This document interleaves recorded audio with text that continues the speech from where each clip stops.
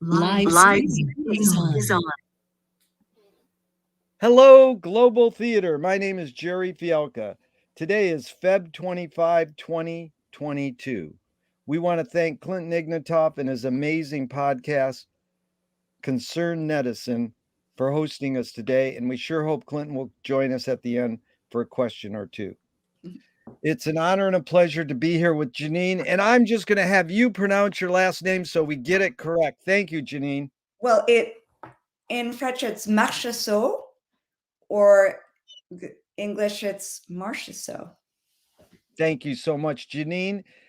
I love you. We've had several encounters over the years, and I appreciate your time and energy today.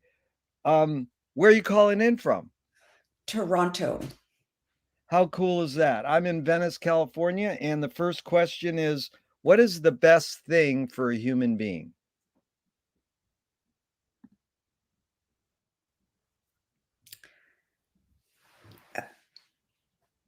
I think it is to be in community with other people. And if there is anything that we learned during this pandemic is the importance of being social and being connected to people. I am an introvert, and therefore I really, when this whole thing started, I thought, well, that's not a bad thing that you don't go out and mingle with people and social distancing. But in actual fact, it's a very bad thing. And that's why we saw an increase in illnesses, and especially mental illnesses, because as human beings, we are social. We are born into families, and we're born into communities. So I think that is the best thing, is being in community. It's really beautiful. I totally agree. And the fluke in that we've both studied McLuhan a little is that I've done social events, gathering people in a room to talk about things for 40 years. The last 2 years, my sessions on Zoom are better than if they were in live in a room. And people hate to hear that. But it's like I still live a life where I'm social. I can still ride my bike down to the boardwalk and encounter live human beings and my friends. But my discussion groups, people are more focused and they're more attentive, and they don't have to drive to a building and park a car. It's so much easier. So there's so many elements that it made it for me to say it's better, but it's different. And I understand. Yeah, it's too simplistic to set up an opposition between Yeah. the virtual and the physical. I agree with you. I see people on Zoom. I have cocktail parties on Zoom. I that's, social media Yeah. is an important part of community building. Yeah. No, that was good. What's your favorite form of information, how it comes into you? Um, yeah, I'd like to answer something clever, but it's really through the internet, and reading it on my computer. Yeah. That is how I connect. I was talking to my niece about how she gets her news, and she is little bit of a conspiracy theorist. Anyway, whatever. Yeah. But she gets all her news via YouTube, not through mainstream Yeah. media, which she does not trust. So I have a kind of a problem with that, because we do need to be able to trust broadcast media, mainstream media. But I also found it fascinating that she was getting all of her information through YouTube, and war has just broken out in the Ukraine, and if you go to YouTube, you really are getting a diversity of information reports. So, it's, it is the McLuhan, McLuhan was very prescient here in understanding centers without margins, that media would create centers without margins.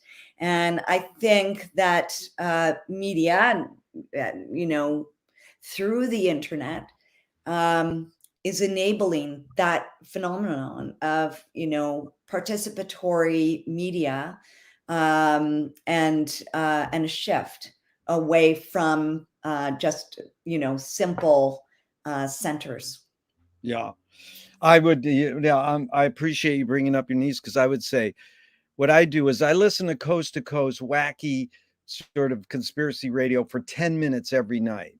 And Yeah. that's sort of my right wing 10 minutes summary. Then I listen to Amy Goodman, Democracy Now! For 10 minutes every morning. And that's sort of my left wing. And then my friends tell me what the New York Times, or I glance at the New York Times, and then you can delve into all the other things. But if you really want that big picture, it's exactly what Marshall said. Pascal, the mathematician, said, in order to understand anything, you have to know this end of the spectrum and that end and everything in between. And it's like, good luck. But I understand how she has, and I'm not blaming her, say people tend to have reality tunnels, and they go, this is my source, Yeah. So why do you think humans collect or gather information? To know more, right? To know Yeah. more, to do more research.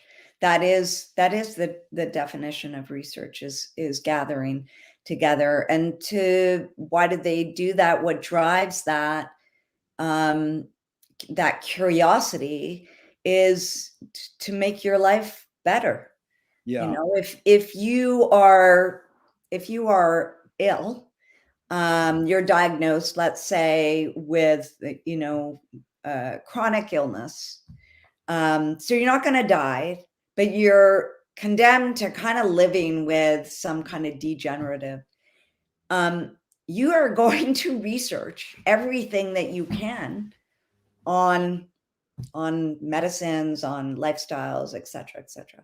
So I think that is, and people are collecting more and more because of the internet, Yeah. because of digital media, because things are available, Yeah. and you're Well, able to that's good. curate.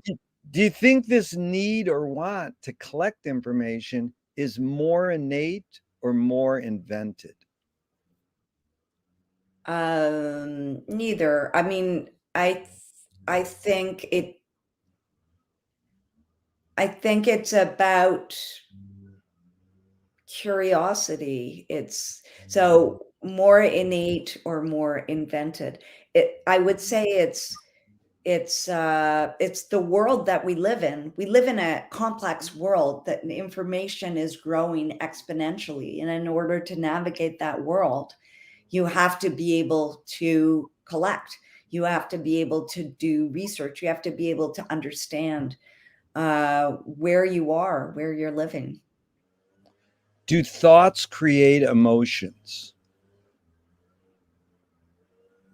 I thought emotions create thoughts. Wow. Yeah. So that's good. Now, your observation, and some of these questions at the beginning are like, is it more this or more that? And it was fun because a woman a month ago says, the word more doesn't function in your question.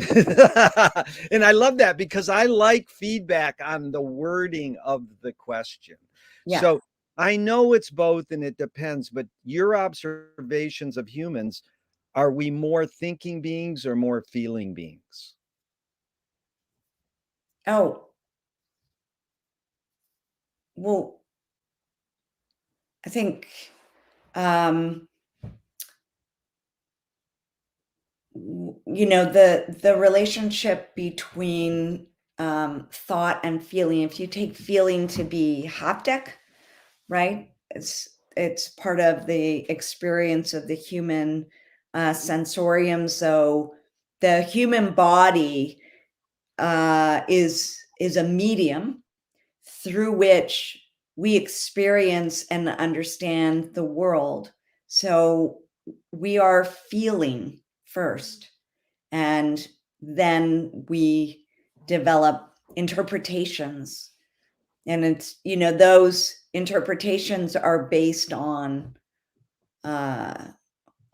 on probably our past, right? Which then in turn, I don't think it's a linear thing. I think, let's say we're first and foremost beings, physical, sensorial beings, that interpret the world. But I think those interpretations in turn will influence our feelings, right? So I don't think it's a linear thing, one thing or the other. I think Yeah. they're very much interconnected. Yeah, it's sort of like a Mobius strip, or it's sort of like the snake eating itself. It's you can't separate. I always say you can't separate Yeah, feeling from yeah, thinking, but we can literally, but we can because we invented the word. Well, yeah, are you more? Because I'll tell you, 80 to 95% of people go, well, we're more feeling beings. And they say it this way. I think we're more feeling beings. yeah, yeah.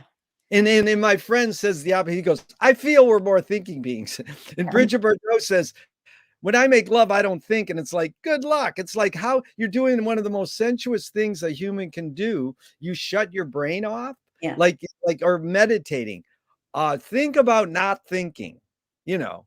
yeah. So it was good. Now, fill in the blank. I don't know what I think Trying until to trying to, I'm not sure if it was, Wittgenstein that said that, or William James, that trying to not think, trying to understand the human mind was like having Scotch tape stuck to your fingers, right? And trying to get rid of it. You can't get to a place beyond thought. Although, as you say, transcendental meditation is about trying to get right. there. But Yeah. yeah, Yeah. I mean, we want to think. I can just relax and chill out. Okay, that was good. Fill in the blank, Janine. I don't know what I think until I think about it. very good. You know Marshall said, "I don't know what I think until I say it." Joan Didion says, "I don't know what I think until I write it." Yeah, That is good. that's a good one. Can humans think without language? No, no, I Wow. mean, I think language, well, because a lot of things are language Yeah. oriented, right? And even if I mean, language is defined differently. Um, eh, Things are languages that don't look like languages, but I think language is a mediator of thought. Yeah. What's more fundamental, language or music?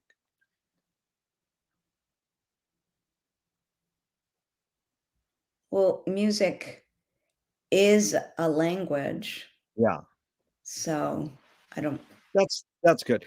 Now, Chomsky says that a language is not just words. It's a culture, a tradition, a unification of community, a whole history that creates what a community is. What do you do when language doesn't work? When language breaks down?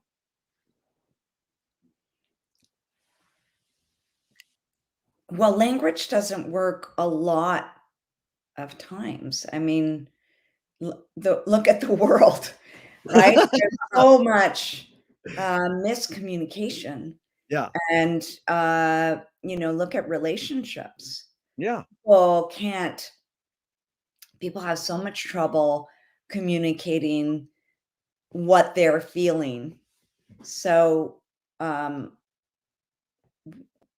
sorry, what was the But question? but but like one strategy that you acknowledge or employ when language breaks down, whether it's like with a Oh, relationship or a student or something. When language breaks down, what do you do?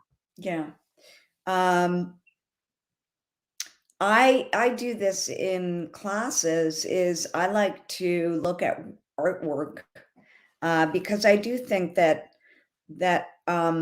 certain films and media and artworks, paintings, photographs, pieces of music, they do create a common experience for people to have.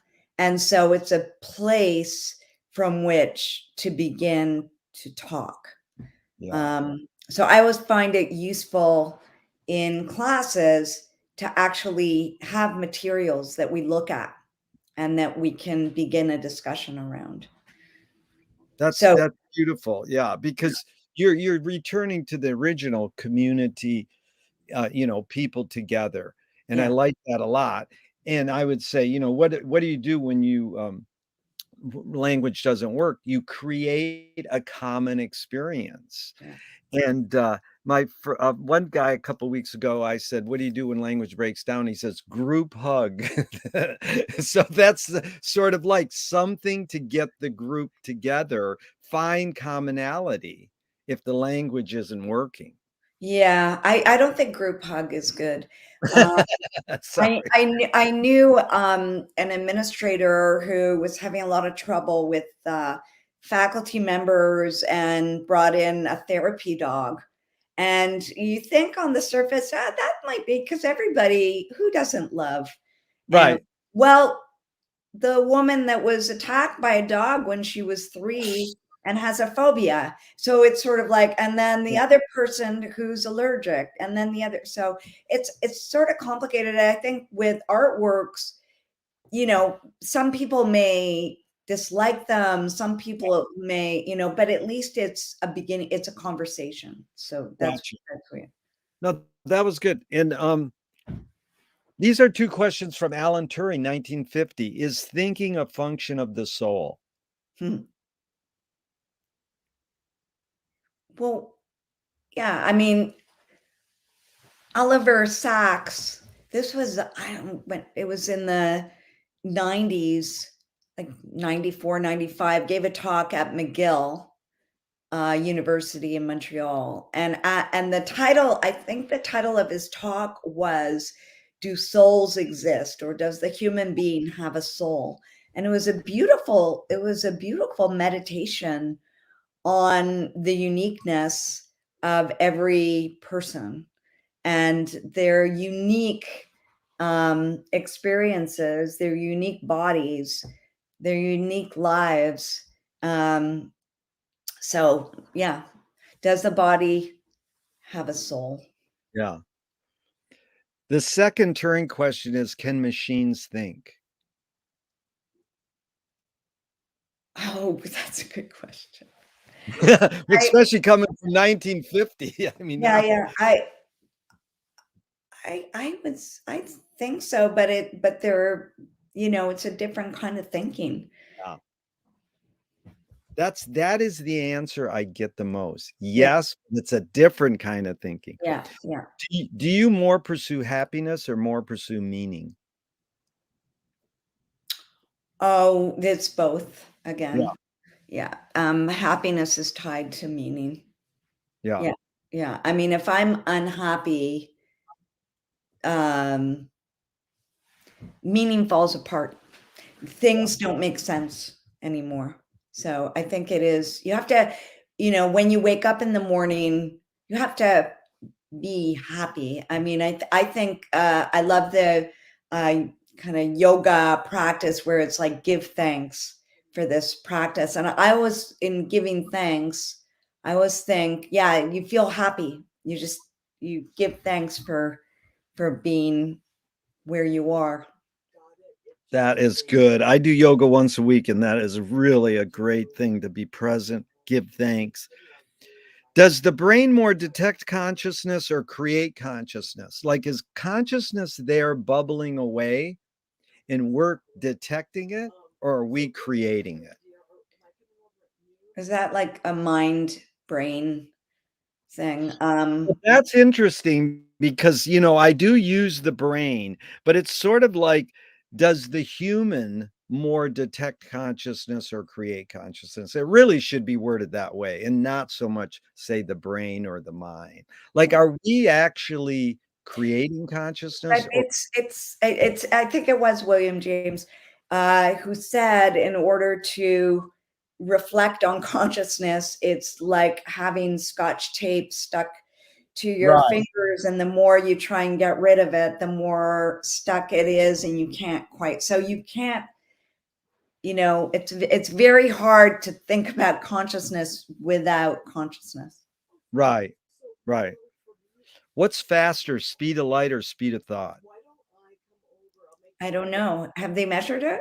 Is that a scientific question? Has that been You know, measured? some of these questions are like your hunch, but it's good because you answered a question with a question. So Janine, you won. That's what Good. this series is all about, inventing new questions. Like one time a woman said, "Is that a real question?" I says, "That is a great response." um, Here's Audre Lorde. She said, "You can't dismantle the master's house using the master's tools." Yvonne Rainer responded, said, "You can if you expose the tools." The question is, what new tool do you suggest? But just to put into context, some of these questions I open with a cute quote or so. You don't have to put the question in the context of the quotes, but I'm sort of fishing for that in regards to dismantling the master's house. Audre Lorde said you can't do it using the master's tools. Yvonne said, no, you can if you expose the tools. So and it's the question is what new tool or what tool do you suggest or gravitate towards? So I use the word new again, and it's like it doesn't have to be new. It's just like, what tool do you suggest? Uh, well, you build new houses and you create new communities. And that's kind of what I've been doing in terms of this project, Archive Counter Archive, where we're bringing together different communities, thinking about some similar issues. And all of these communities live in separate houses. And it's the idea of building houses that may welcome intersections or promote intersections across identities. So yeah, those are the tools of art making, of performances, of creating common experiences, of participatory media and platforms. And those are some of the things McLuhan was interested in when he was writing about media, Yeah. creating, enabling new kinds of participation. Yeah. And it's so beautiful how you summarize that because that's everything I want to pursue in my life is that art making performance. And it's so hard when these things become dominant, like war, COVID. And it's like, well, you're going to go make art in the middle of war and COVID, and indeed it's a balancing act. Yeah, yeah. What new toy do you suggest? Um, I don't I don't have an answer to that. I think games are uh, fascinating and important to our lives, but I don't know what games because there are so many different kinds of games. But I like games where, like this is going on in the gaming industry, which is user generated content. So designing games that generate more games and that invite people to co-create things.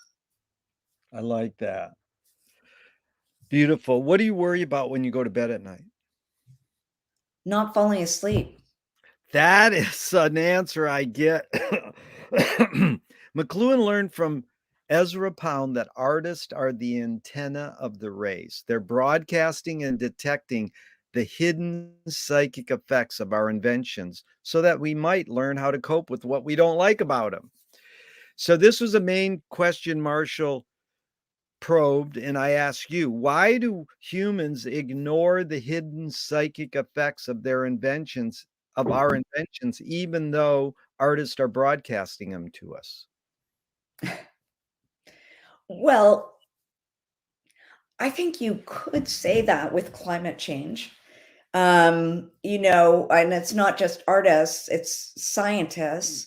Yeah, And well, I think it does have to do with capitalism, nation states. I know that's maybe not the answer you want, but I think that is why, it's I think it's not part of our education system. We're not bringing up a new generation. Although that said, I would say that the new generation in industrialized nations around the world are very cognizant of those issues, um, and the need to actually rethink how the world functions, because it's going to end yeah, in a bad way, and it is ending. yeah. It's really well put, Janine, because I said to the guy yesterday, I says, "Well, I'm sort of fishing for an answer." He goes, "What do you mean fishing for an answer?" And literally, I've asked these questions for 40 years so often, there's answers that I like to hear, but the answers that I don't like to hear, I still want to hear them. So I want to hear the whole thing. So when you said, maybe this is not the answer you wanted, was brilliant, because I don't really want anything but saying some And sort of response. And yeah, I like when people go, I don't know, or they go, I can't answer that. And I go, well, that's fine. I don't mean to put people on the spot, but it seems, because some of them are like, oh, that's a neuroscientist question or whatever. But do artists have a moral obligation? oh, I don't think so. I mean, that to me, the definition of artist is they have a practice and they engage with socio spatial political worlds, um, and they create and make things. But I don't, that's the whole point, is they are either community bound or, you know, highly individualistic, singular, but I don't think there's a moral obligation, because that, how do you define that? And that to me is what artists are constantly doing, is, questioning epistemologies and questioning morals and, creating new things. That to me is the function of art, Yeah, is it and that's it, that's McLuhan, and McLuhan via the symbolists and even further back, is actually exploring yeah. the world, help making sense of the world. Yeah, I appreciate it. Your book had such an impact on me when it came out. What year did your McLuhan book come out, Cosmic Media? Do you remember? I 95? 95. Yeah, that and just No. bringing up the symbolist in that, because Marshall says art is anti-environmental. It's hard for people who don't know what he means. They think it's against the environment. They think it's like, thinking climate changey, kind of that word environment, and not so much the other way you can interpret the word environment. So are you more afraid of old ideas or more afraid of new ideas? I would not say I'm afraid of any ideas. Yeah, Um, I'm afraid of reactionary ideas and ideas that are unable to think um, the future. And whether those are old ideas or new ideas, that yeah, having the future in mind is, I think, the mark of great ideas. Yeah, beautiful. Just you use the word reactionary. What's the opposite of reactionary? Well, usually it's progressive. Yes, Mm, that's wow. We did Yeah. that in our group yesterday, and someone said that. I goes, "What? That's good." Can you conjure up your earliest memory ever or one of them? Um, yeah, I do remember, and this is a media memory. And this is where thought, feeling, memory are all so interconnected. But yeah, sitting on my mother's knee watching the Kennedy funeral, Wow. watching television. I spent the first 8 years of my life in Syracuse, New York. And so I was essentially an American. And but I must have been three, 3 years old. So yeah, that is a memory. Is memory more a curse or more a blessing? It's a blessing. Yeah. You have memory, but memory is such a complicated thing, and the more research that is being done on how memory works is fascinating, because Yeah. there's like all kinds of false memories, interconnected memories. So, that memory of watching the Kennedy funeral on television, it could be totally implanted, because I've over the years seen that funeral, and I know it was a really important event, an event where all commercials were stopped and everybody watched the funeral together, Yeah.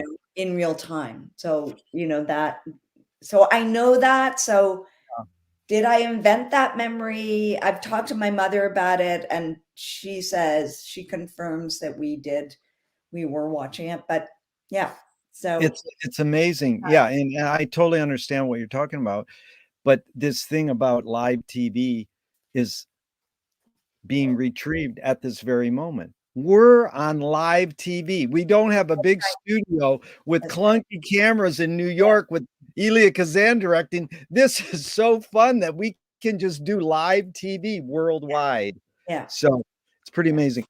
Tell me within your immediate family and then outside your immediate family, just briefly, someone who had an impact on you, like a role model, and what specifically was that impact?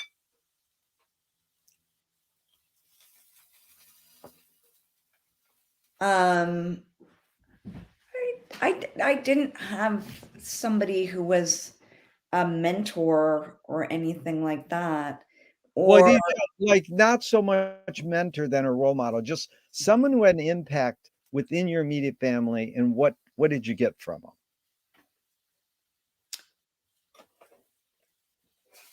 oh, so such a that's fairly complicated. I mean, my parents were models for me, and my father was a scientist, and we grew up in a big family, Catholic, of 6 children. And uh I like the idea of a scientist, but I think it only retroactively, honestly, like looking back. Yeah, He had a lab. Look, I mean, this is what I have on my desk. Molecules. He's a chemist. And yeah, um, so that way of working and researching, uh, yeah, and exploring. My mother raised 6 children with a husband that wasn't very attentive, very present. Um, and she basically raised us and was both mother and father. And that to me is, having raised my own child, um it's so difficult. There's nothing harder than raising a human being. Yeah. So that to me, I think about how different they are, and I do feel I got two different things, different things from each of them. No, you summarized that really well. You told me what you got just basically from your mom and your dad. That was beautiful. Now, just outside your immediate family, someone who had an impact on you growing up, just briefly, what was that impact and who was it? Well, I was a teacher, and I was a Jesuit priest, Marc Gervais, who taught at Concordia and taught a course. It's a film teacher, film professor, film critic, and he taught a course on Jean-Luc Godard. And that course changed the course of my life. Like that was just, would like watch two films a week in the evening, one evening. And I can remember, and I find it surprising when I think back at it, because Godard is not an emotional filmmaker, but I would be crying after some of those screenings. And because I found Godard's work so extraordinary, and to be introduced to Godard from a Jesuit priest was always mysterious to me, I think, and all the students, because he would talk about going to the Cannes Film Festival. He knew all the directors, he knew Godard, and he was, yeah, I mean, he was a really, really, really important figure and teacher to me. Yeah. That's great. We're going to get back to film really soon, but you said you were raised a Roman Catholic, so was I. Are you still practicing and do you pray? No, no, and yes. So no, I don't go to church, and from my parents forced us to go to church until we were 17. And either way, I left home at that point, and it was just around the same time that my parents were like, well, if you don't want to go to church. So yeah, stop going to church and never went back. But the praying, I think I see it as meditation, like a Yeah, meditation, and the power. I believe in the power of prayer in community. Just that. I do too. If God exists, what would you like God to say to you after you die? That's a crazy question. Um, yeah, I don't believe in God. Like, That's all right. Now, how about this one then? Do evil people exist or does evil use people as a vehicle? oh, I think evil people exist. We have evidence of it right now, right? I mean, people that are authoritarians and dictators, and are just horrible people who abuse. We were talking about the church, so much abuse that went on, and abuse of power. So I could go on at length, No, no, that's all right because but it's I really am also referring to Putin. So yeah, no, that's fine because it's this question is more the follow-up is how do you advise someone to deal with an enemy? And I'm going to set up with a few modern thinkers' thoughts. Alan Watts says, if you acknowledge your enemy, you empower them. Coppola stole from the mob and the samurais, keep your friends close and your enemies closer. JFK said, forgive your enemy, but don't forget their name. And Fellini says, I need an enemy. So it's a lot of thoughts. The basic question is, how do you advise someone to deal with an enemy? But first, how would you respond to Alan Watts? If you acknowledge your enemy, you empower them.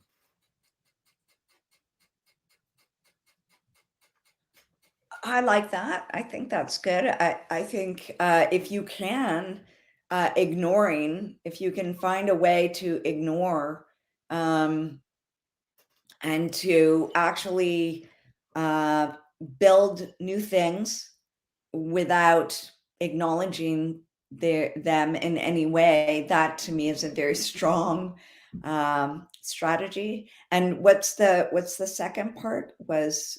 Well, just how you answered it. How do you advise someone to deal with an enemy? That's it. Yeah. Yeah, that's good. Ignore if you can. Yeah. You can't always. Sometimes you're in a war, so Yeah. you can't ignore them, or they are, doing very bad things, in which case you have to confront them. But if you can, if it's like an enemy, I don't know, at work Yeah. or whatever, I think just build around them. Yeah. James Joyce was the first projectionist in Dublin over 100 years ago. He basically checked out. He said, "This is stupid. Why should I go inside a building and see a movie of a tree when I can go outside and see a real tree?" Faulkner said years later, "Sometimes the best fiction is more true than journalism." Why do we have to recreate things in order to get them? Why do we have to go to a theatrical play of people acting out life? Why don't we just live life? Well, because they're two different things. They're one is a mediation, and the other one is in situ. And yeah, I mean that you're talking about the value of art. That's, a very platonic kind of idea, the way that you've posed it, that there's truth, and then there's lies, and the shadows on the wall those are lies. So yeah, I don't Well, believe. that's like Picasso said, art is a lie that tells the truth. But I'm curious your reaction to Louis Buñuel. He said, "I'm for anyone who seeks the truth, but I part ways when they claim they found it." That's good. I'll just say that's a good one. Yeah. Yeah. So just walk me through briefly your career path, which you sort of already did. You're studying, you go to school, you study this film class, it sort of changes you. What was the tipping point for you? Because I mean, if we met at a party, what would you say mainly? You're an educator or an author? What would you say if I says, "Hey, what do you do?" What would you say at a party? What would you say you do? Yeah, I mean, I'm at a university. Yeah. I have a position at a university, a faculty member. Um, I'm a researcher, Yeah. and I'm researching media related things, and then through the research, I involve students. So I involve students in my research practices. Over the past decade. I've been involved in Canada, we call it research creation. So Right. it's creating, I create exhibitions that that bring together artists, that provide different kinds of experiences. And so it is this a kind of collective experience for thinking about different kinds of issues. So one of the projects I did was called the Leona Drive project. It was 6 bungalows that were, in North Toronto, going to be demolished by the developer. It's 2009. There's an economic crisis. The developer doesn't have the money, so they're just derelict houses. And this isn't not, a brand new idea, but I contacted 20 artists, and they went in and did site specific projections and sculptures, etc. And the neighborhood got involved, and then got into the press, and it attracted a lot of attention. So I've done a couple more projects like that. So I like them. They're situations that you create, but I see it as part of my research. Yeah. So researcher, curator, Right. writer, teacher. Right. Yeah. It's almost like Well, the question is did your parents take you to art museums growing up? How'd you form that aesthetic to gravitate towards art and then find that class, that film class, and pursue media and art? And what was the tipping point where you says that's the kind of thing I want to research, I want to curate? And then what was the tipping point when you say, well, I want to be a teacher? Yeah. Yeah, I don't know that I can locate it specifically, but I was at university, I was in a program. Is like basically a social work program, and I did 1 year in that, and, as part of the in Quebec, there's something called Cégep, and it's 2 years before you go to university, and I'd done theater and film classes that I really enjoyed, and, yeah, I wouldn't say I did anything in high school. It was really going to CEGEP. And then after doing this 1 year in social work, I realized I didn't really enjoy it. And I like the communications department was a very interesting department and still is at Concordia. And it was a combination of television, is a real McLuhan inspired program for a while. So television, cinema, filmmaking, um, photography, and sound. And so you go into this program and you choose one particular area. So yeah, I think I studied photography, but that's where I took that film course.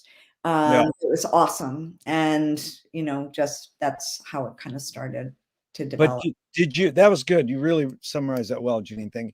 Did you grow up though watching movies in movie theaters and TV and knowing, hey, No, I no, I had a very strict father, and we were not allowed to watch television, really. Like, I think once a week, 1 hour. We had very limited media growing up all the way into high school. yeah, So no, I didn't, I think we went did go to films, yeah. uh, but I wasn't it wasn't a media family where, you're watching a lot of TV and you're da, da, da. Not no, not Did at did all. they take you to art museums or have art books that you Yeah, help? some degree. I mean, I guess so. I don't have a happy recollection of that. We were this American family. Both my parents are originally from Quebec. Both are bilingual, and so my father, when I was about 7, took the whole family to Strasbourg, France, and put us in French schools, and then we became French and then moved from Syracuse to Montreal, and then we were all put in Quebecois schools. So going to France was a cultural education, and I think went to a lot of museums, etc. And then coming to Montreal to some degree, but I would not say I don't feel we had a culturally rich Yeah, uh, lifestyle at all because my father really was a scientist and but he recognized the importance probably of museums, but I don't think we ever we must have gone to museums, I'm sure we yeah. yeah. Very good. So a screenwriting teacher told me great art or great film is when you can clearly see the intention of the maker. Kubrick says the opposite. Great art or great film is when you can clearly not see the intention of the maker. Yeah. What role does intention play in your creative process? Well, I don't really understand. Like, intention is huge, but uh, I do projects where I bring together a lot of different people. And, in the past, it's been exhibitions where you have, the last project I had 32 artists. So you bring these artists in, they have, a period of a couple of months to create something. You can't control that. And I really like that part. So in the intention, my intention cannot control everything. I like creating situations where there's conversations that happen with locations or between people. So in that sense, yeah, the intention is to bring people together, but not in order to have many intentions and many people talking. So yeah, the project I'm involved with right now, this archive counter archive project, we have 50 researchers across Canada, and we have about 20 archival community archives, archival organizations. And they all have different problems and issues. So it's to kind of create a cacophony, a collage of different things. Yeah. Two of my favorite words. So, well, it's even reminds me of Maria Callas's and the opera singer. In order to be a performer, you have to have half your brain in control and half of it out of control. But it's sort of like you're the curator and you're allowing this. Duchamp said there's no art without an audience. How much do you think of your potential audience when you're curating a project like that? Oh, a lot. It's the audience is very much part of the creation of situations. So yeah, you think about how audiences are going to see this, like what their experience will be, but you can't actually predict it. You don't know. But I'm very interested in audiences.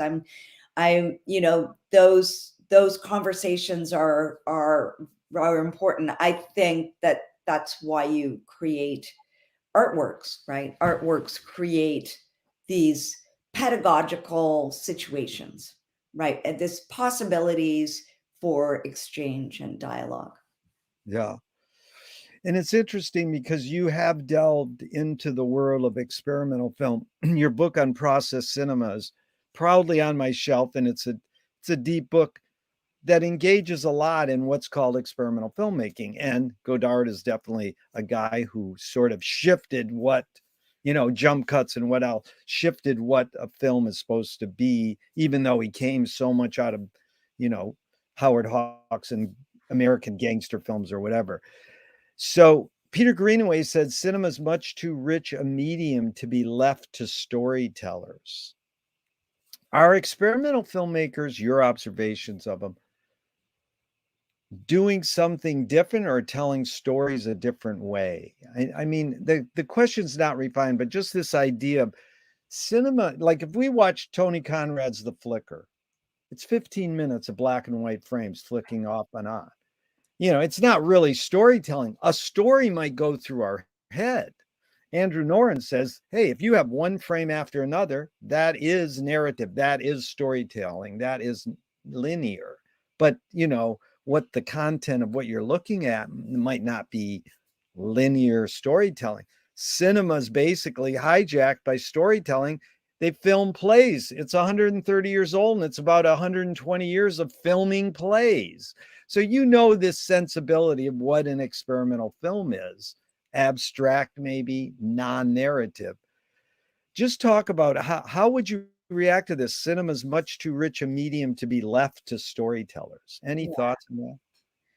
yeah, I agree with that, and um, at the same time, I love storytelling, but I think that experimental filmmakers it's not just, I think it's too simple to say they're telling stories differently. They have very different priorities, right? So the priorities are to explore the materialities of uh, of the medium, right? And to do different things with that media, and to invent new kinds of experiences. So now you have a lot of artists that are working with analog film, right? So you were talking about process cinema. So the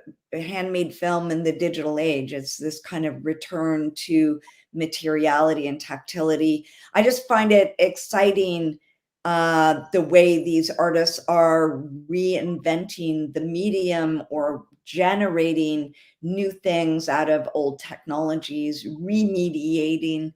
So it's a very McLuhan-esque idea that when a medium has been replaced by another medium, that medium becomes an art form, it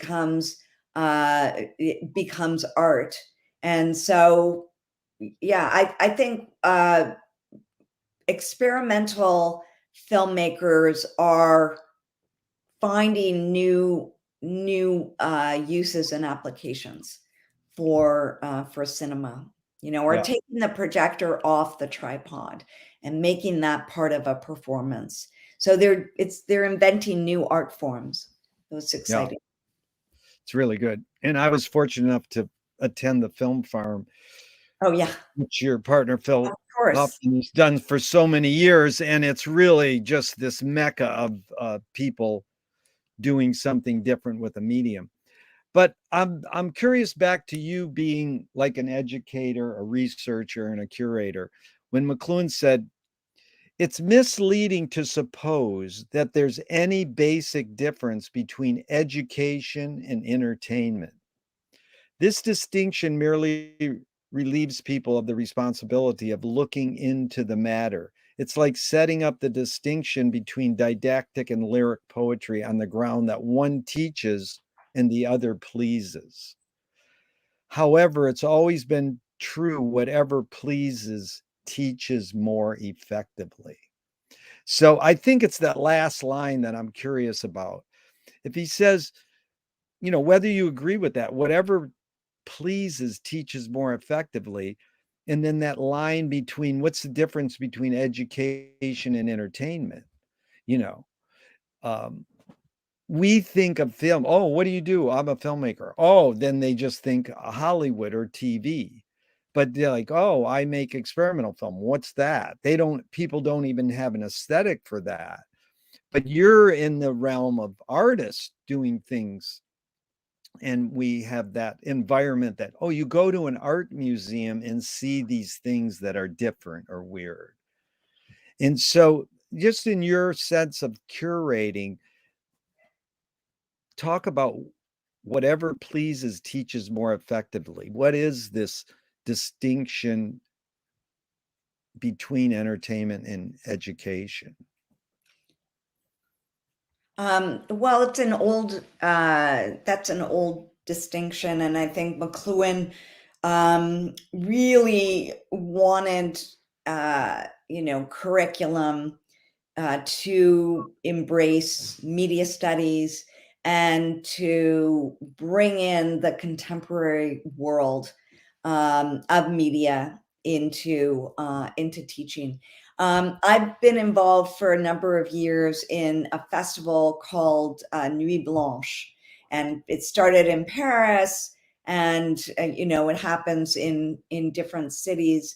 And I it's funny because it was a festival. When I was asked to curate something, it said 12-hour festival that takes over the city, and there's installations everywhere, projections, performances. And it's I just edited a book about it.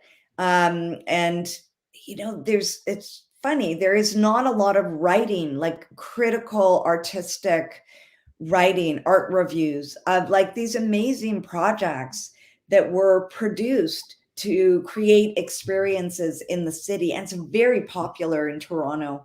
Brings in 5 million people, and you've got people on the streets. It's quite wonderful. But it's not really respected by the art world, even though the artists that we've had are, the blue chip artists who are collected. But Nuit Blanche itself is not is not that respected, and in part because it's so popular. And I think that is one of the most exciting things. And you want to use the word progressive. And I don't know that I said earlier progressive was the opposite of reactionary. And I'm not sure the word progressive is actually a good word. But I think that what I find politically innovative about Nuit Blanche is that it's democratic. It's open to people who have never who don't go to art museums because they don't think art museums are for them, you know? So they just go and to see what's going on, and they're excited. And they see things that they go, I don't understand what I just saw, but it's so cool. Yeah. And, I've found over the years that popularity is a great thing. It brings people into conversation with artists that, have a lot to teach. So. Really well put, because it reminds me of, have you explored Meowie Wolf at all? You No. know, they're like artists in Albuquerque or Santa Fe who got the guy who made Game of Thrones to give him a bunch of money, and they basically now got like 8 venues. It's sort of like Cirque du Soleil starting on the streets and then become a gazillion-dollar business in Vegas. Oh, okay. So Maui Wolf is like artists who have like now become Disneyland, and they have there's 8 of them across the country. They're like Disneyland for artists. Yeah. Now, it's sort of like, well, it reminds me of 2 things. Paul Schrader said, the role of the artist is to attempt to sell out but fail. I don't know. I don't know.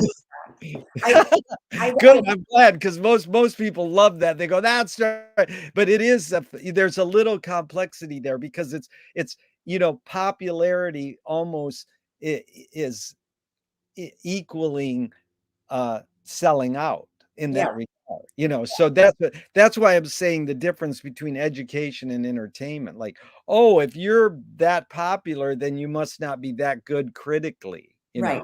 So Yeah, I like what you're talking about here. It's important to me to hear this sussed out, because the experimental film world's gone that too. Now they sell their chips, or whatever you call them, hard drives, in an art gallery for, $10 million, when it used to be, oh, you got your film screened once at the Ann Arbor Film Festival. yeah, exactly. And now you have gallery Well, installation.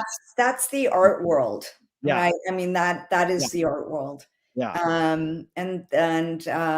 Yeah, I think experimental filmmakers are catching on, and they've caught on for a while. But that if you do something in the art circuit, and you create loops, and you can create things that go on walls, you can actually make some money, and there's nothing wrong with that.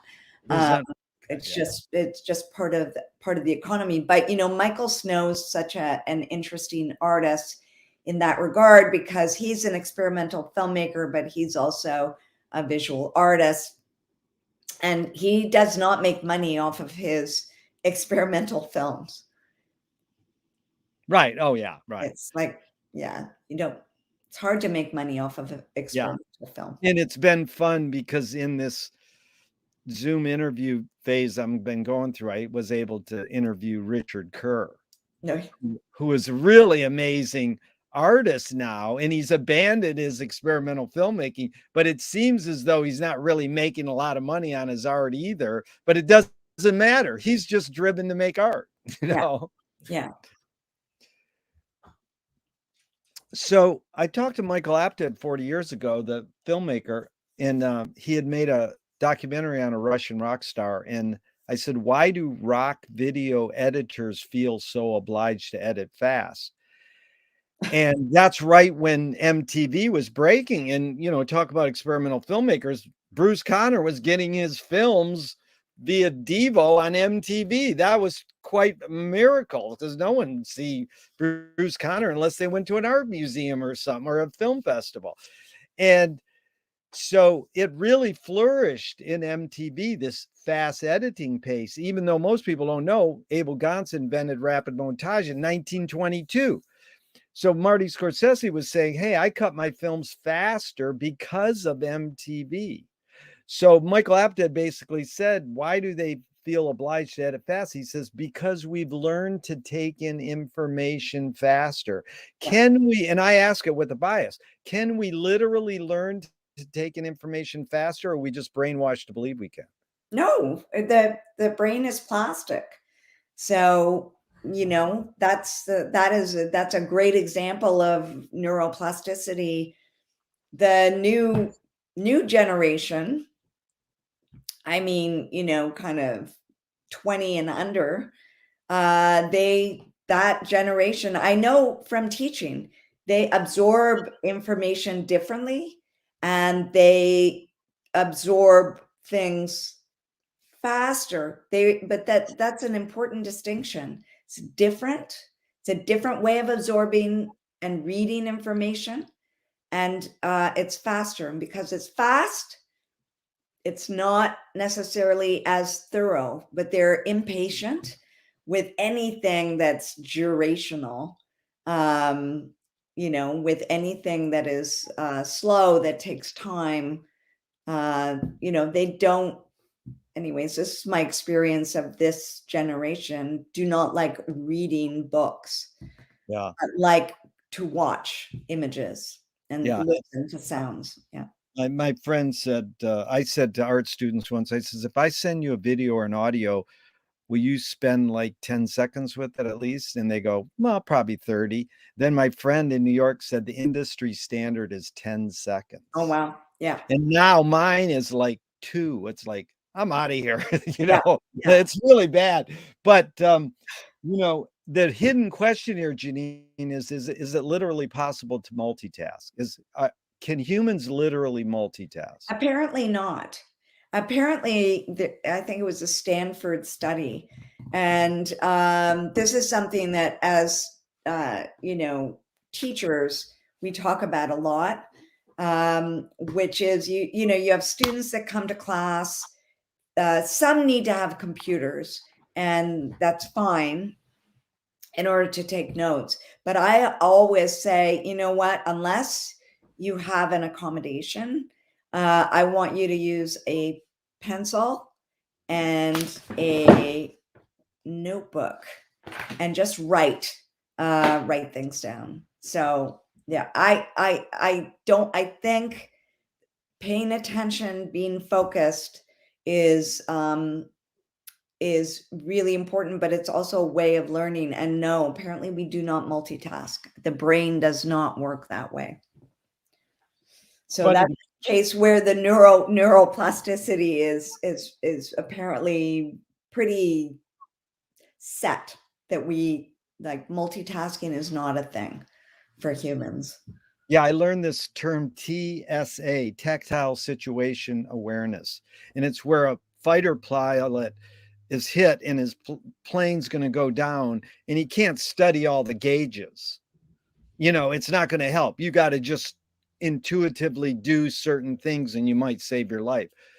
And it's been compared to what the youth do now, is they don't relate to one thing. They have Facebook on, they have their cell phone on, they have this on, and they have a audio book on. They have all these things. So since they don't relate to one particular, they get the bigger picture better than we do, because we grew up going, I have to relate to taking notes on a paper and pencil. Like every interview I do, I take 4 to 10 pages of notes. Yeah. I never go back really and study the notes, Yeah. but it is my way of kind of retaining it. I don't know why I'm doing it, but it helps me, Yeah. I like McLuhan had this saying about it's the one thing at a timeness, right? Oh yeah. Doing the one it was almost a derogatory term of like very simple linear thinking. And I think I believe there are nonlinear ways of thinking and organizing and consuming information. But the multitasking, I think, is what they have found anyways, does not work. What was the motive of the cave artist? Not what Herzog told us in his book or the New Yorker article he based his movie on, or anthropologists necessarily. Your hunch. I don't know.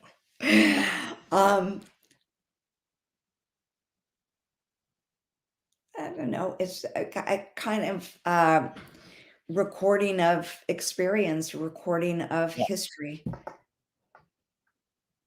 But do you think that's changed? Is the same thing artists do their thing for? Oh, I think people do that. I Yeah. think, now we have media. So, you go somewhere and you take a picture of it. You're in an event and you take moments and pictures, Yeah. things. Yeah. What's more important, conviction or compromise? Compromise. Wow, there's no right or wrong answers to any of these questions, but you I got know. that one right. Yeah. That one you got right. Yeah. Compromise. That's amazing. That was good. I love that. Compromise. T.S. Eliot said poetry's outing your inner dialogue. What language is your inner dialogue in? Sorry, can you repeat that? T.S. Eliot said poetry is outing your inner dialogue. Yeah. What language is your inner dialogue in?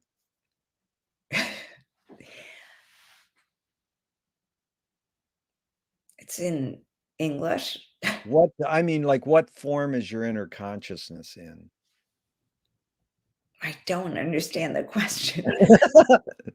That's Abigail Child, great experimental filmmaker. I says, what language is your inner dialogue in? And she says, I wish I knew.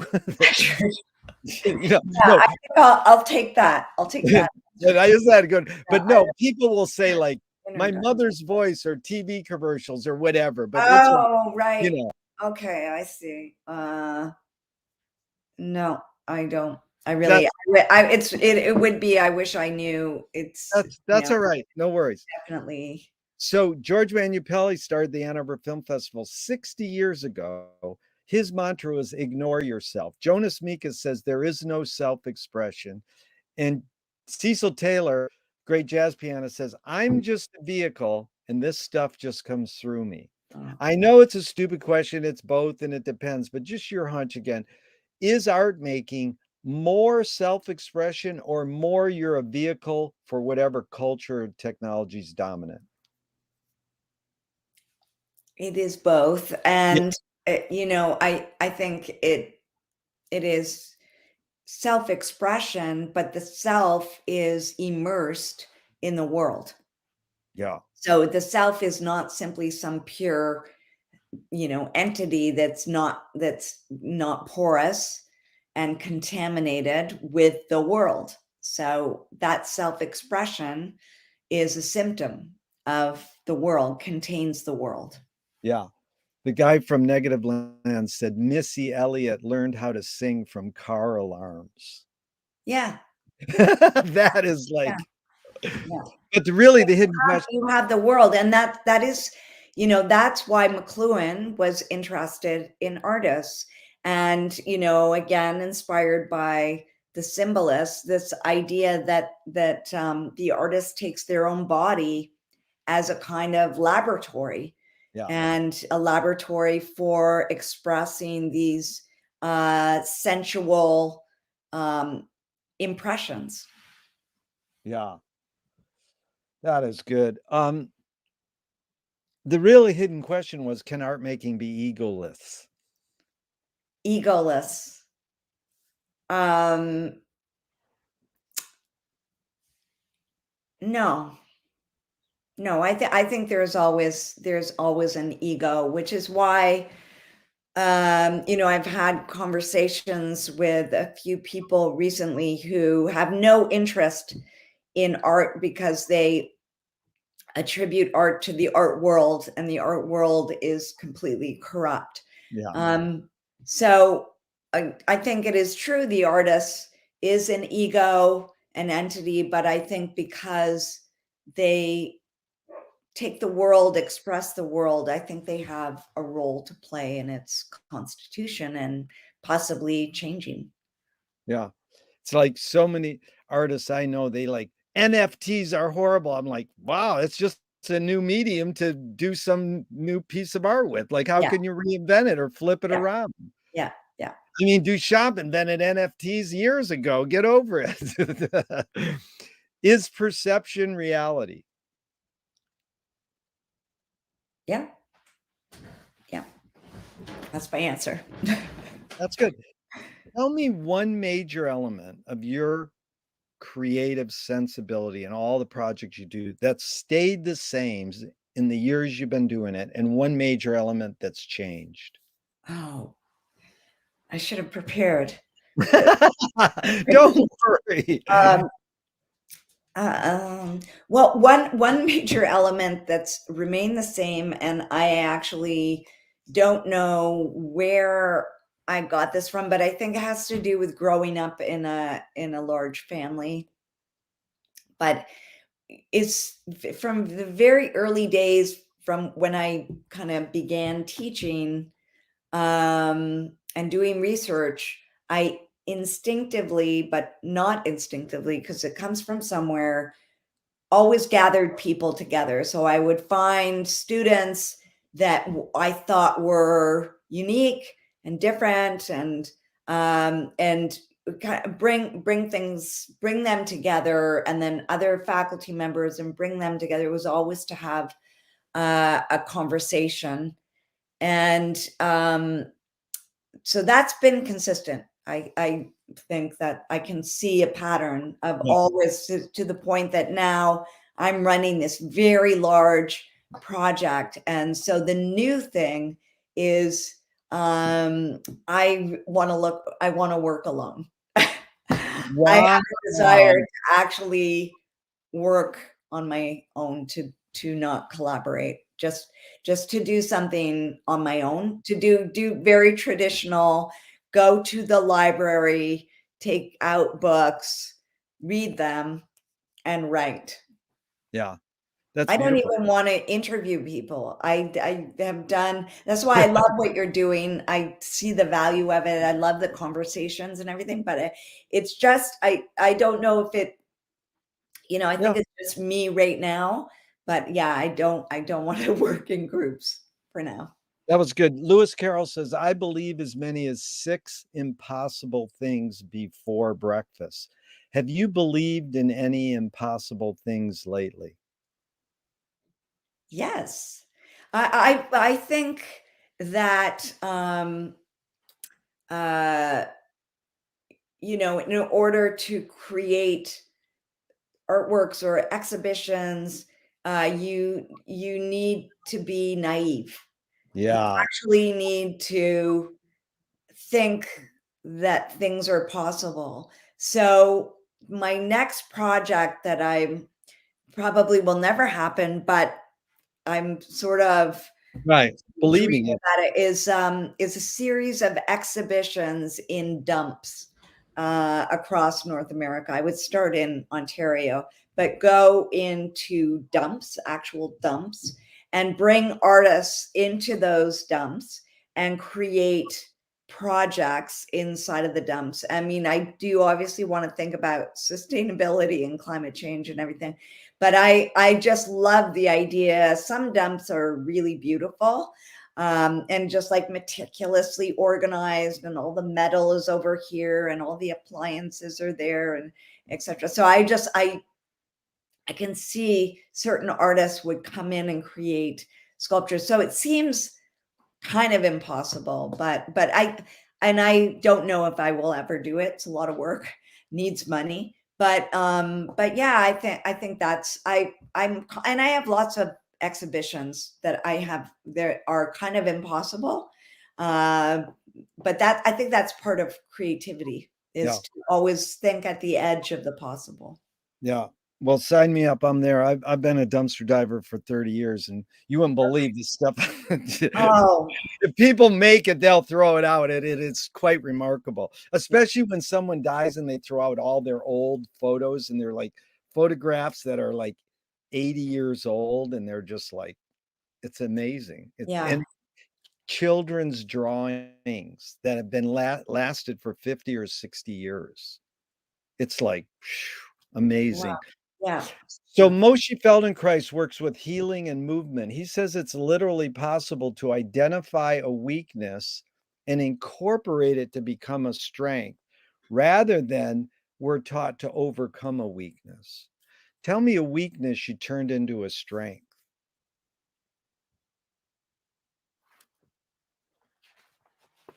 Well, as I don't know, I'm not quite sure, but I think one of my weaknesses is not being able to say no. And you see it in like some of the exhibitions I've been involved with is I, I talk to an artist, and even though the idea that they're communicating might not seem totally right, I don't I hate to cut them off. So it's, and then in running a large project, it's a bit of a problem because you let too many people in. So I think that is a weak. That's the weakness. What's the strength there that I it know, gives I'm them? trying to find It the. gives them it doesn't shut them off. Well, I Like, think the strength is the richness of the conversation yeah, that happens, because right.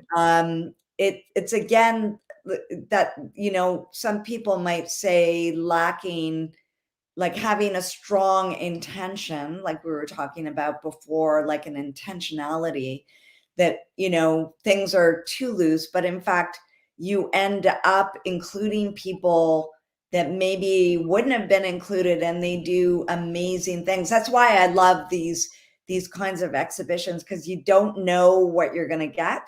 So there's a lot of chance involved. So I think not being able to control chance, it can be seen as a weakness, but the strength is that you find, you discover new things, amazing things and artworks that, are just big surprises. So it is about taking risks Yeah. and being open to that. Yeah. And That's good. sometimes there's a great payoff, and sometimes not. And every once in a while, you end up in a really bad situation working with somebody you should have said no to, you knew better, but it's worth it. Yep, it's worth it. That was good. You illustrated that well. Thank you. Anger could be a productive emotion when fill in the blank. When it drives you, it Yeah. drives you to do things, to change the world, um, to not accept less, Beautiful. There's a saying, you create what you resist. I'm not saying you, but Bob Goldthwait, the comedian, morphed it into you are what you hate. Yeah. James Joyce said, it's a curious thing how your mind is super saturated with the religion in which you say you disbelieve. Bunwell nailed it. He said, thank God I'm an atheist. So, this idea of one creates what one resists. Any comment on that?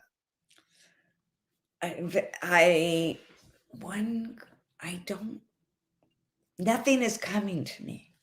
No worries. How do you find peace of mind? Uh Animals. I Oh, love. nice. Yeah. Yeah, I it's because you have to uh Jacob von Uxkol talked about these things called Umwelts, and we all, different species have different Umwelts, and they're kind of perceptual, sensorial systems that allow you to experience the world. And animals have such different Umwelts than humans, and it takes me out of myself to just I don't even know how you connect. I mean, with dogs and cats and whatever, Yeah. we have chickens, it's through touch, right? But I also love observing birds and, uh, you know, squirrels and whatever, so you can't really touch them, but it's that. Yeah. Janine, this fun, fun. A few more questions. I really appreciate your time. Can you forget to die? I don't know what I don't know what that means. That's all right. If you were walking down the street today and you met yourself as a 12-year-old, what would you say to your 12-year-old self? Uh, don't look back. Oh, nice. That's McLuhan rearview mirrorism. Do not look back. Which way should toilet paper come off the roll, over or under? And not something I've thought about. If that's fine. If a publisher was to release your autobiography off the top of your head, what would the title be?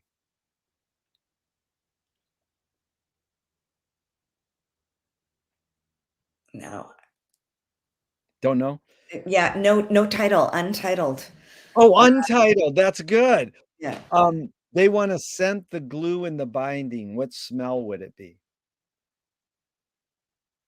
Uh, blueberry, Oh, strawberry, something like that. I like that. Tell me something good you never had and you never want.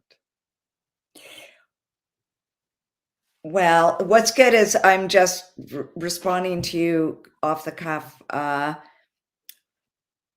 Never had I had a fantasy from a young child of having a bug, like a Volkswagen bug, like yellow, because they're so cute. Yeah. It's And good and it's good you never had it and you never want it. that's it. Good. It's just a fantasy for a second. Yeah. No, that's cool. This is 5 Alan Watts questions just off the top of your head in 1 or 2 words. Who started it all?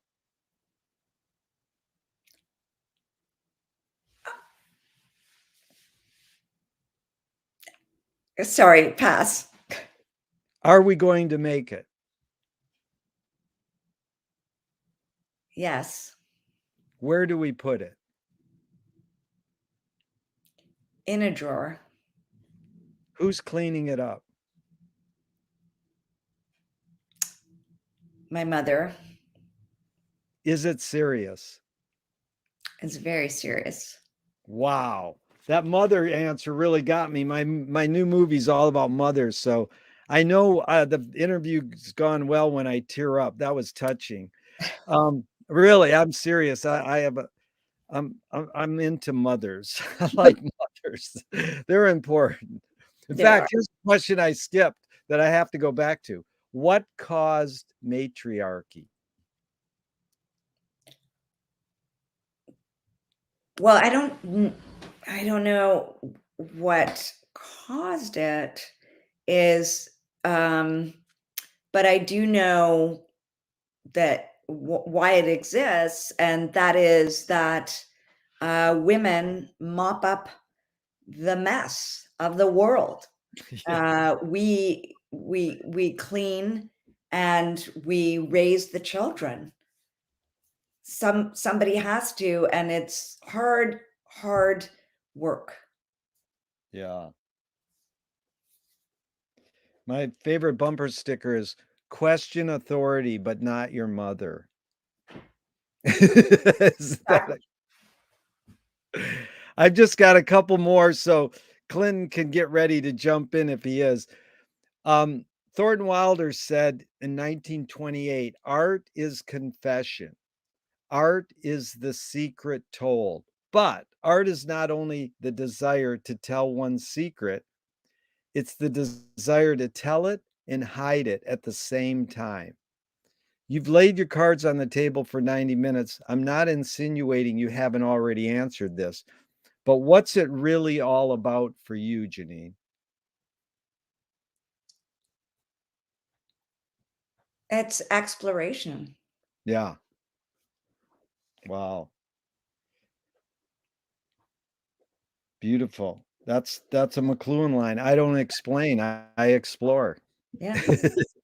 Yeah. But see, when you're in the realm of explaining, which is like sort of what we think academia is, to say you're an explorer is sort of like healthy, but not the norm for teachers. They're like, I know, and I'm going to tell you. I think I would love to hear your take on what Donald Field said. He said Marshall teased people to believe his percepts were concepts. Yeah. You think that because tease is a funny word, you know?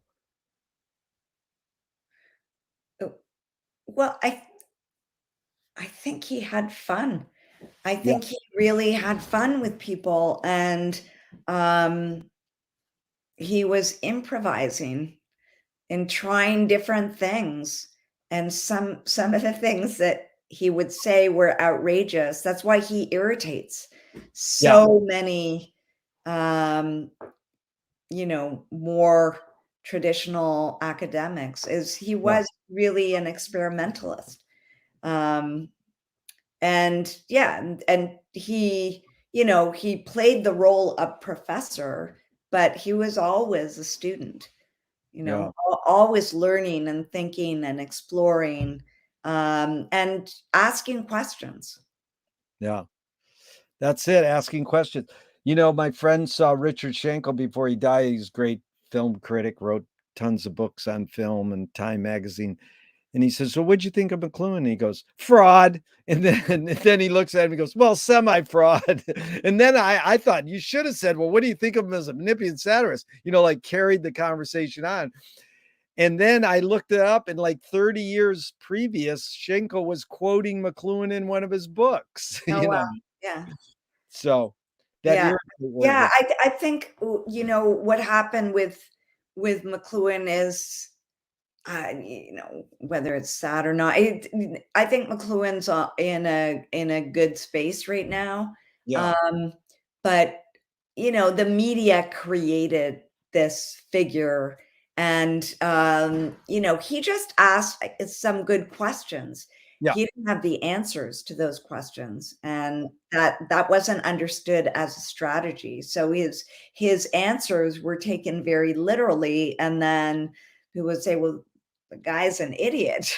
right, He's saying ridiculous things, right. and yeah. Because the biggest is Woody Allen flipping. You you made my whole fallacies wrong, which is a question, and Woody made him say it as a statement in Annie Hall. Yeah. So I just go, well, it still illustrates another McLuhanism. Half a truth is still a lot of a truth. At least he got to say the line. Yeah. Woody made him say it as a statement. So what?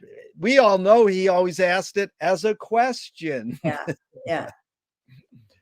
Okay, I guess Clinton's not jumping in unless he is. We Oh, welcome sure, him. sure, of Oh, course. good. Okay. Hello. I want to No, say the I'll let, word. let Clinton go, and then I'll have two to finalize. So can we go a few minutes over, Janine? Yep.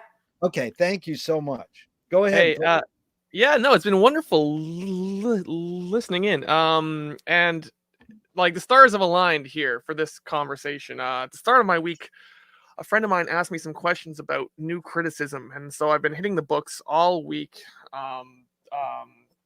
Started out with the number one book about understanding theory, which begins with a chapter on new criticism, and we got to Leavis, and I had picked up all of Leavis's How to Teach and Yeah. Revaluations. I got the Metaphysical Poets. I've been reading poetry and trying to put this on. It all started through reading In Favor of Leavis against Richards and Empson, that essay McLuhan did. Yeah. So I decided to take a break from that last night and read the beginning of your book just to change gears. To like, okay, I'll try something different. I'll pick up Professor Marchessault's book and I'll I'll read Cosmic Media and see what's up there. And it turns out she actually lays out everything I'd been trying to find in what I was reading on the source materials here. So it was just Oh, good. fantastic last night. I stayed up to like 5 reading your book, trying to cross reference with what I've been binging through. And it's important for me because what you were saying, what you're saying in the book here about, especially when you get to the autobiographical stuff about McLuhan growing up in Manitoba, and so you can recognize how he felt like an outsider in the city of at Winnipeg, and then doubly so in Cambridge, and so sort of put on Cambridge wholeheartedly. Now, you said you didn't grow up with television. Is there a particular sensitivity or parallel in your own experience with culture or society at large that lets you pick up on that aspect of McLuhan's identity?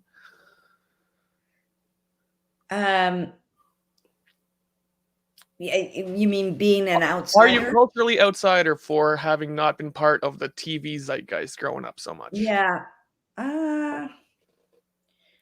No, but moving around the way that we did from the United States to France and then to Quebec, I had different identities. One as an American, and well, Jerry knows that. America's a very strong country. I grew up saying I pledge allegiance to the flag, and then suddenly we're in France for a year and a half, and then we were French, Quebec French, but I was speaking France French, and then end up in a school in Quebec where my French was weird because it was French. So I do have a sense of being in between cultures. I'm not, Mm-hmm. I wasn't considered to be Francophone, but then I'm not Anglophone, and I'm not American. I'm not, so I was in between, so I think that I do have a sensitivity to not being part of a culture necessarily. And I'm the television. I mean, we did have a TV, and Sure. but it wasn't part of our life. Mm-hmm. Yeah. Mm-hmm. I mean, the last 10 years, I've noticed that pop culture and fan culture has become ubiquitous and mainstream of a sort. It's people still call it nerd culture, but I go to a bar and I'm 32. I'm talking to 20-year-olds. I'm listening to 25-year-olds. Right. I'm hearing young people, and the thing to talk about with a stranger you've never met is Star Wars, or a Netflix show that everyone is watching, or a Marvel film.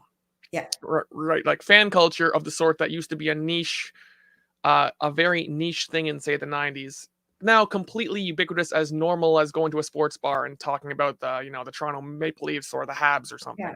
Right. Yeah. Right. To an absolutely to a degree which I witnessed happen so rapidly that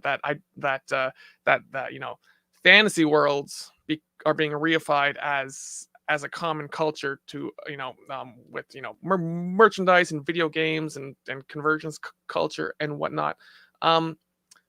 So when McLuhan implored people to study pop art in the 50s and 60s, right, he was saying we need to pay attention to the common thing. And his complaint about you were writing was that Leavis, the professor at Cambridge who was writing about high culture, was not paying the appropriate attention to popular culture, which I guess he thought it base or vulgar or something like this. So McLuhan was correcting that in a way, right? Yeah. Yeah. Yeah. And I do think that's what is very exciting about McLuhan, was that recognition. I mean, Raymond Williams was also at Cambridge, and he also had that insight that popular culture is accessible to larger numbers of people. And Williams places that insight in terms of social, political, democratic frameworks, whereas McLuhan is not that political, but looked at students and just was like, here's the student, how am I going to teach them? And it's actually engaging with the materials that they love. Why not bring that into the classroom? And now, of course, that's, media studies and popular culture studies and everything that is part of the curriculum. But at the time, that was what was unique. And the other thing, you're describing kind of, fandom or cinephilia or, just this fan culture. And that is a huge thing. And game studies has really picked up on that, the fans are active. They're actually writing to designers and asking for games to be developed in this way. So I think McLuhan had that insight, right? The producer, not just the author as maker, but the reader as maker, as somebody who is going to generate new kinds of reading practices and new kinds of cultures. So there is that kind of user generated content where the user of the media, the reader, the author, spectators are actually creating different things. They're creating new forms. And that cinephilia is part of it, right? People are actively involved in the cultures that they're consuming. Oh, certainly. Yeah, no, my biggest thing 15 years ago was Star Trek fan films and people creating new Star Trek, with their own funds. So, like, these are actual prop boots from classic Star Trek made by the prop company in Hollywood, patterned off of William Shatner's boots that all the people who had to watch this production had to pitch in and buy a pair to meet the bulk order to create 300 pairs of classic 60s Star Trek boots, because the TV show only needed 50 pairs, but they needed a minimum order of 300, so we all had to buy one too, right? So I've got classic 60s, right? This is like 2003 2004 at the naissance of that stuff, right? Like, that was a long time ago for me. I was young and was really willing to waste my money on silly things, right? But yeah, so fan culture is something that I've observed from the inside growing up, and now I see it more from the outside, looking at everyone else, going, wow, this used to be like Clinton's all on his own, like doing his private world on the internet. But now, since social media, as they call it, everyone is participating in a way that you're describing now. Okay, Jerry, I could hijack this interview for the next hour, but maybe you should take the that was good, microphone back. Yeah, it brought up perfectly. She said, what, Janine, you almost quoted James Joyce, and he did it as a question. My consumers, are they not my producers? That's Finnegan's Wake. And what did Joyce do? He sat in Paris and listened to shortwave radio and wrote it all down. It spawned Marshall McLuhan, who, said, hey, the way you read Finnegan's Wake is out loud with a group of people. Yeah. And you do that. Oh, yeah, we did. Now it's unbelievable because we do it with a Dublin group, an Austin, Texas group, and a Venice group. And on Zoom, again, it's way better. I'm sorry to say, but it's just amazing how it exists. But really good, Clinton. Thanks for facilitating us. So just two more, Janine. Thank you so much. What's the cultural shift you see developing today that inspires you?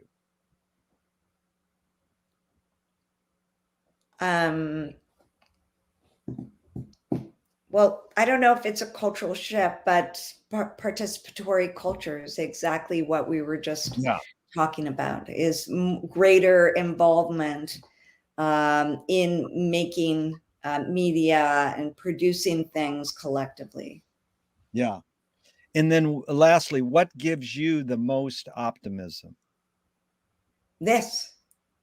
These kinds of things, what we were just talking about, the Finnegan's Wake group, but your kind of survey and conversations with people. I like that. I Yeah. think it is, even though you've been asking the same questions, kind of slight variations for years and years, I love that you're still talking to people, and you know, and the reading group that you're part of, and those different communities that are growing. Yeah. Yeah. Well, thank you so much, Janine, and Clinton. Thank you so much. Onward and upward.